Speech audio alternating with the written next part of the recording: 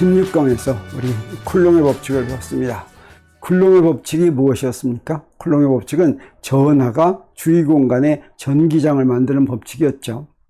근데 쿨롱 법칙과 똑같은 법칙인데 이름이 다른 법칙이 있다고 했습니다. 그것이 가우스 법칙이고, 가우스 법칙을 공부하기 위해서 우리 새로운 물리량 전기장 선속을 공부합니다. 전기장 선속은 어려운 개념은 아닙니다. 여기에 전기장 선이 있는데 우리가 흔히 전기력선 이렇게 부르는 것입니다. 그리고 속은 다발이라는 뜻입니다. 그래서 전기력선의 묶음이다라고 하는 뜻이 되겠어요. 전기력선은 지금까지는 우리가 공부하지 않았는데, 우리 중학교에서, 고등학교에서 우리가 공부 잘해서 알고 있는 거죠.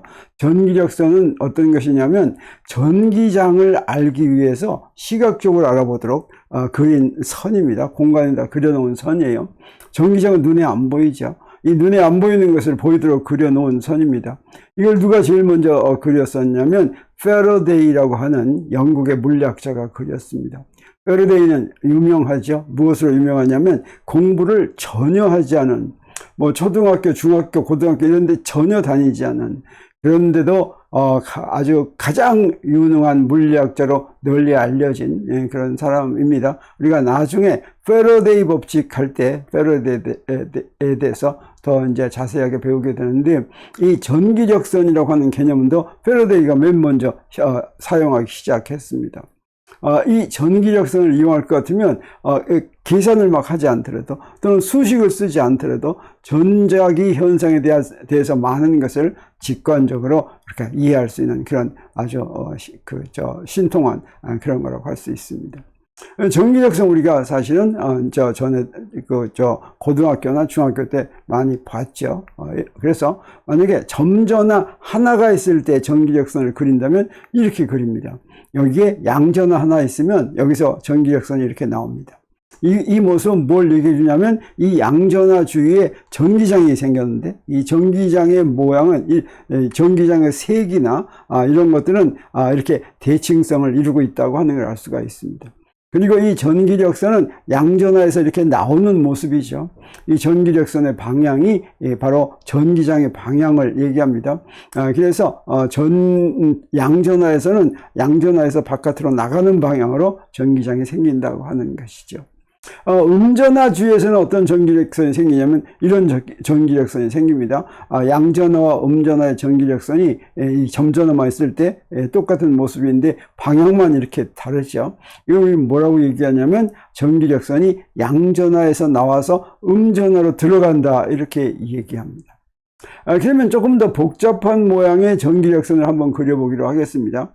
전화가 두 점전화가 있는 경우를 보겠어요. 두 점전화, 양전화와 음전화가 있다고 하면 전기력선이 어떻게 그려질 것인가? 전기력선이 양전화에서 나와서 음전화로 들어간다고 했죠. 그래서 여기에 지금 양전화가 있고 오른쪽에는 음전화가 있으면, 자, 이런 식으로 그려지겠습니다. 그러면 여기서 어떤 모양의 대칭성인지 대강 예상할 수가 있겠죠. 그런데 이 두 점전화가 다 똑같은 종류의 점전화일 때, 양전화든가 음전화될 때, 두 개가 다 양전화라면 이런 식이 되겠습니다. 그래서 이거는 어떻습니까? 양전화라면 양전화에서 전부 나오는 것이죠. 자, 여기서는 양전화에서 나와서 음전화로 들어가는데, 이건 양전화에서 나오기만 하니까 이런 모양으로 되겠다고 하는 것을 우리 예상할 수가 있습니다. 자, 이런 전기력선을 그릴 때 크게 어떤 규칙을 생각하면 좋으냐면, 자, 이런 세 가지 규칙을 생각할 것 같으면 거의 대강 맞게 그릴 수가 있습니다. 하나는 아까도 얘기했지만, 전기력선은 양전화에서 나오고 음전화로 들어온다. 그리고 여기서 볼 수 있는 것처럼 전기력선은 절대로 둘로 갈라지지 않습니다. 또는 하나로 합쳐지지도 않습니다. 그리고 교차하지도 않습니다. 자, 이렇게 전기력선을 그립니다. 그리고 여기 이 전기력선은 무엇이 만듭니까? 전하가 만들죠. 그래서 전하의 대칭성에 맞도록 그렇게 그려진다. 대칭성을 해치지 않도록 그려진다. 그래서 이런 간단한 이 세 가지만 알면은 전자기학을 모르는 사람도 전기력선을 대강 그릴 수가 있고, 이 전기력선의 모습을 봄으로써 전기장의 성질을 대강 알 수 있다고 하는 것이죠. 자, 그러면 이렇게 전기 이력선을 구해놓고 이 전기 이력선이 전기장의 모습을 보여주는 거라고 그랬죠. 그러면 이 전기 이력선으로부터 전기장을 구할 수가 있어야 되겠습니다. 그래서 이 전기 이력선에서 전기장을 구하려고 하면 어떻게 하느냐.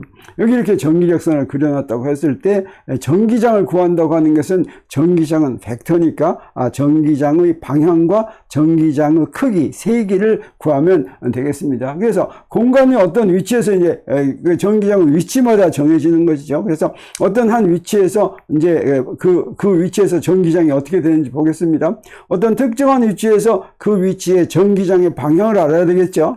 그때 그 전기장의 방향은 어떻게 주어지냐면, 자, 여기서 어떤 위치라고 한다면 그 위치에서 전기력선이 있으면 그 전기력선에 접선을 그려가지고 그 접선 방향과 같다. 이렇게. 자, 그래서 여기 이 화살표가 시작한 점에서의 전기장의 방향을 구한다면 그 점에서 전기력선에 이렇게 그 접선을 그리면, 그러면 이게 전기장의 방향이 된다고 하게 되겠습니다.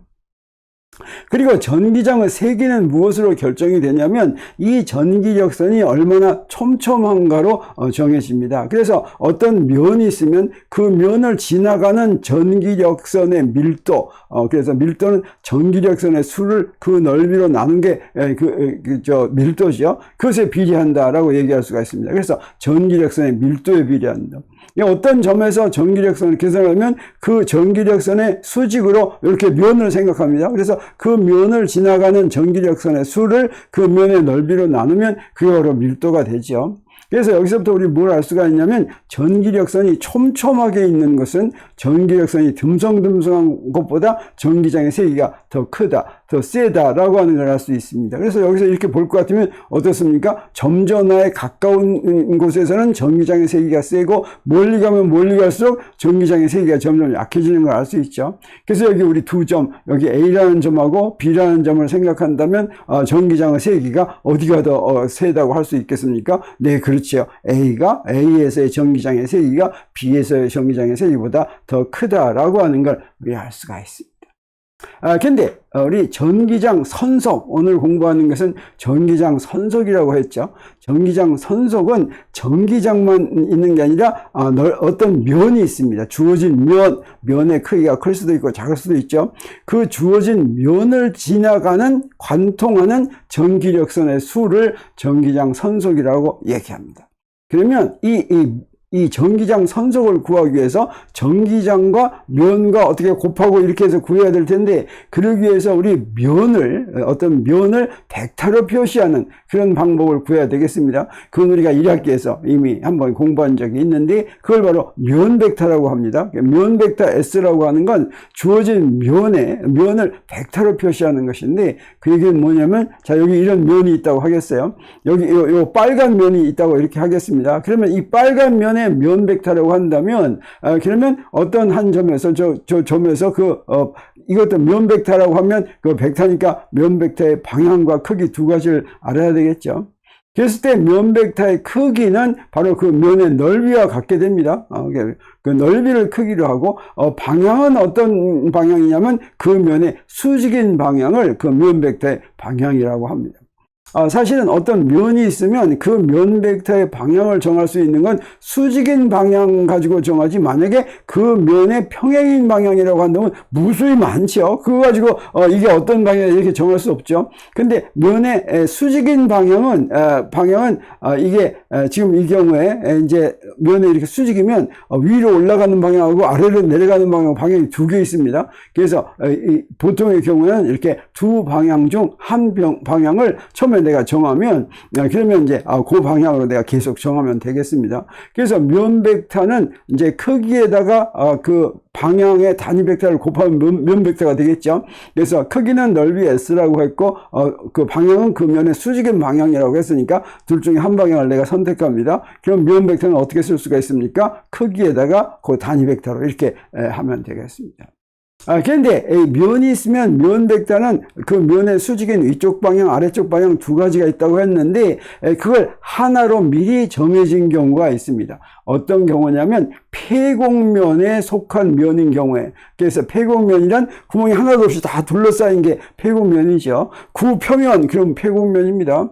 그리고 직육면체 표면, 이것도 폐곡면입니다. 이렇게 폐곡면인 경우에는 그 면의 방향이 폐곡면에서 바깥으로 나오는 방향도 있고 안으로 들어가는 방향, 두 방향이 있지만, 그때 폐곡면의 방향은 항상 약속을 합니다. 그 폐곡면에서, 그 부피에서 바깥으로 나오는 방향으로. 그래서 이런 폐곡면이 있다고 하고, 자, 요 면, 요 파란 면의 방향을 우리가 구한다고 하면, 그건 폐곡면에서 바깥으로 나가는 방향이니까 어떤 방향이 되냐면, 자, 이렇게 해서 이렇게 나오는 방향, 요걸 이제 면 벡터의 방향으로 정합니다. 저 안으로 들어가는 방향도 이 면의 수직이지만 그건 면 벡터의 방향으로 치지 않는다라고 하는 거죠. 그래서 나오는 방향을 이렇게 치면 나중에 그게 어떤 역할을 하는지 우리가 나중에 알 수가 있게 되겠습니다. 자, 그러면 우리 면 벡터도 정의했고 전기적 선도 정의했고 이제 전기장도 알았으니까 우리 전기장 선속을 정의할 수 있게 되겠습니다. 여기에 의해서 전기장 선속을 정의하기 위해서 어떻게 하냐면 먼저 면이 하나 있어야 되겠죠. 면이 있어야 된다 그랬죠. 그래서 전기장에 놓인 면을 지나가는 전기력선의 수인데 여기 이런 전기장이 있다고 한다면 이 전기장만 가지고는 전기장 선속에 대해서 얘기하지 않습니다. 이런 전기장이 있는데 여기에 이런 면이 놓이면 그러면 이 면을 지나가는 전기장 선속이다 이렇게 얘기합니다. 그래서 이 면을 지나가는 전기장 선속은 우리 개수로 한다면 이 경우는 어떻습니까? 하나, 둘, 셋, 넷, 다섯, 6개 이렇게 되겠죠.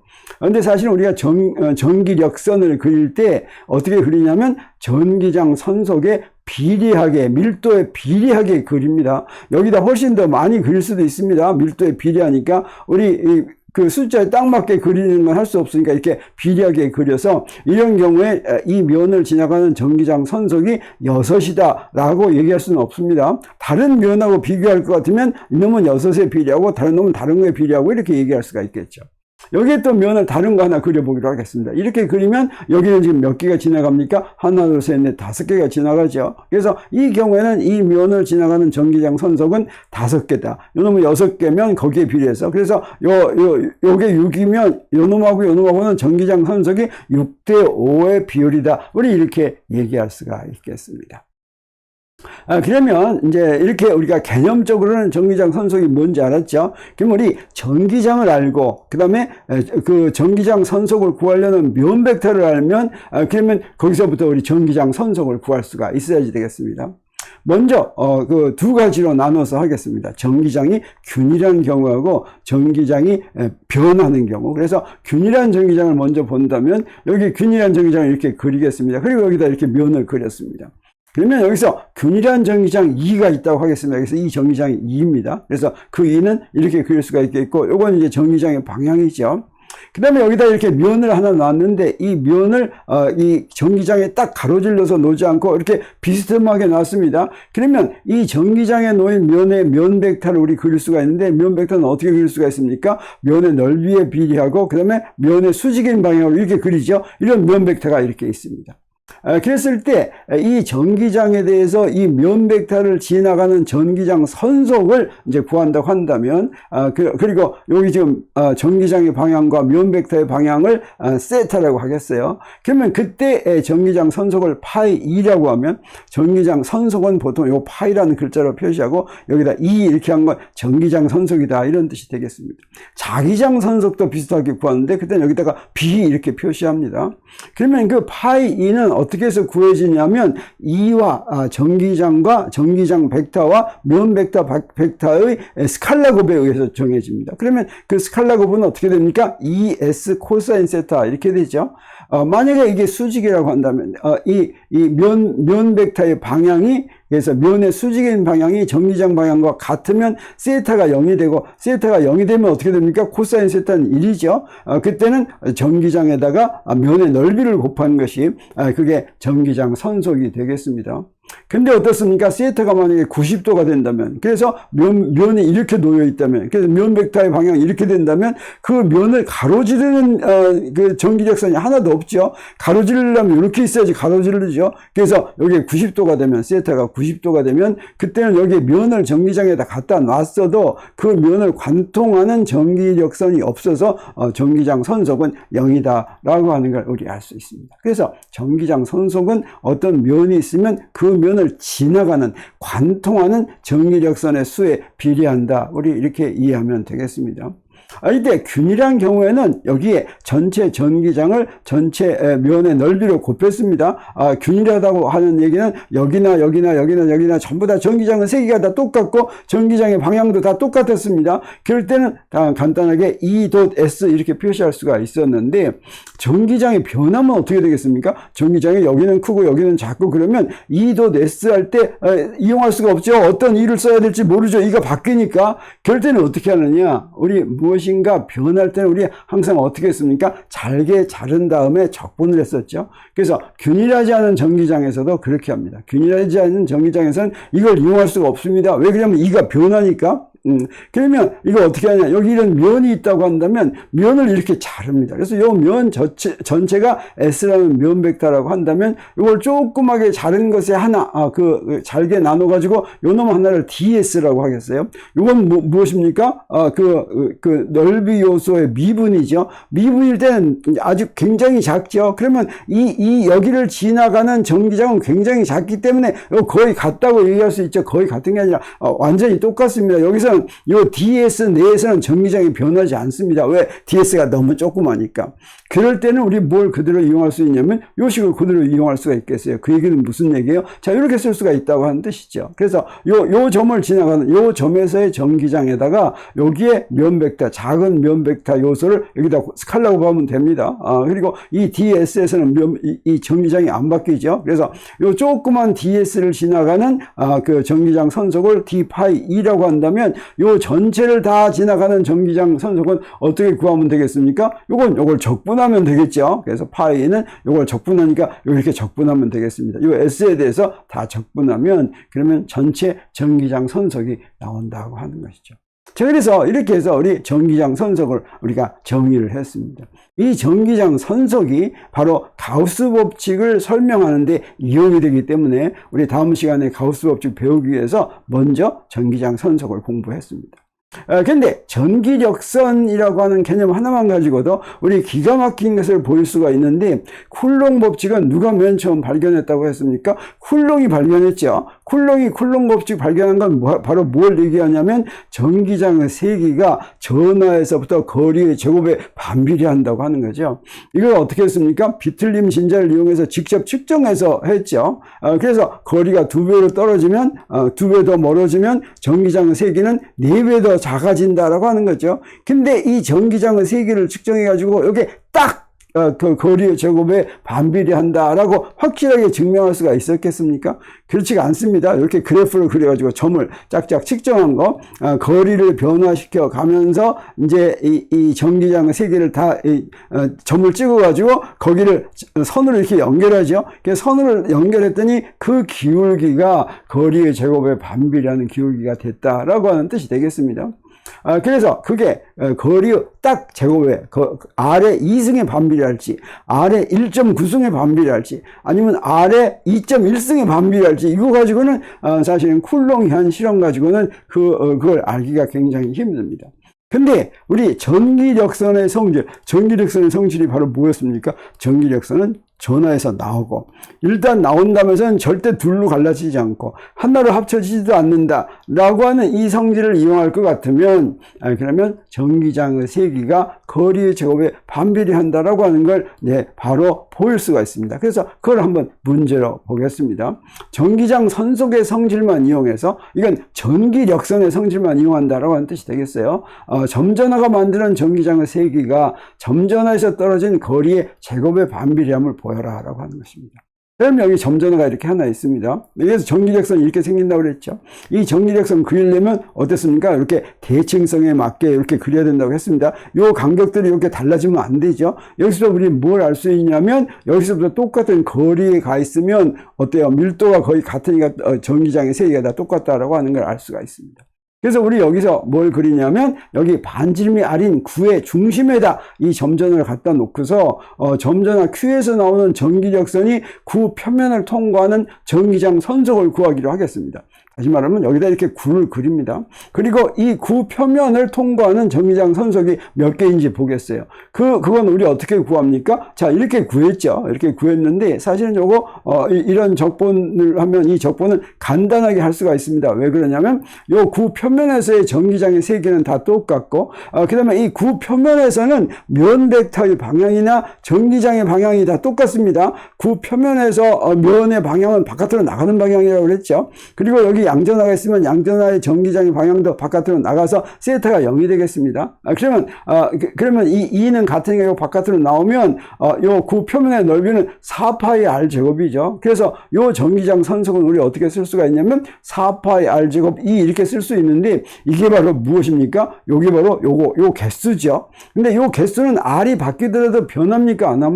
안 변합니까? 근데 R이 어떻게 되건 그 개수는 변하지 않죠. 전기장 선속이 둘로 절대로 갈라지지 않죠. 그래서 전기력선의 수는 바뀌지 않으니까 우리 뭐라고 놓을 수가 있냐면 R은 얼마가 되든지 간에 요놈은 일정이다. 이놈은 바뀌지 않는다. 이게 전기장 선속이고 이게 전기력선의 수니까. 그래서 우리 전기장은 어떻습니까? 전기장은 4파이 R제곱분의 일정인데 그 얘기는 바로 무슨 뜻이에요? R제곱에 이 말은 R의 딱 2승에 반비례하는구나 하는 걸 우리 여기서 이렇게 볼 수가 있다고 하는 것이죠. 그래서 우리 전기력선을 도입을 했더니 전기력선의 성질만 가지고서 우리 쿨롱 법칙이 그 전기장의 세기가 거리 제곱에 반비례한다라고 했는데 거리의 딱 제곱에 정확하게 제곱에 반비례하는 걸 우리 여기서 볼 수가 있었습니다. 그러면 우리 다음 시간에는 이제 드디어 가우스 법칙을 공부하기로 하겠습니다. 오늘은 여기서 마칩니다.